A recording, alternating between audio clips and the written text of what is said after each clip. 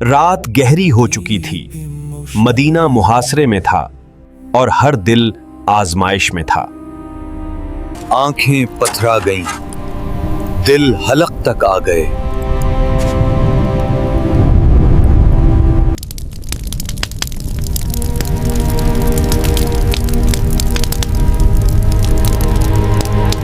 یہ وہ لوگ تھے جن کے دل ایمان سے بھرے ہوئے تھے۔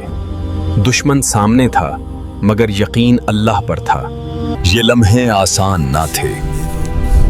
آنکھوں نے خطرہ دیکھا مگر دلوں نے وعدہ یاد رکھا۔ دوسری طرف دشمن کا لشکر اپنی طاقت پر ناز کر رہا تھا۔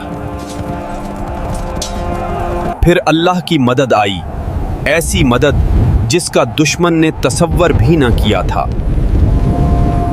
خیمے اکھڑ گئے، آگ بجھ گئی اور دلوں میں خوف بیٹھ گیا۔ بغیر جنگ کے اللہ نے فیصلہ سنا دیا، دشمن واپس لوٹ گیا۔ یہ فتح تلوار سے نہیں، ایمان سے ملی تھی۔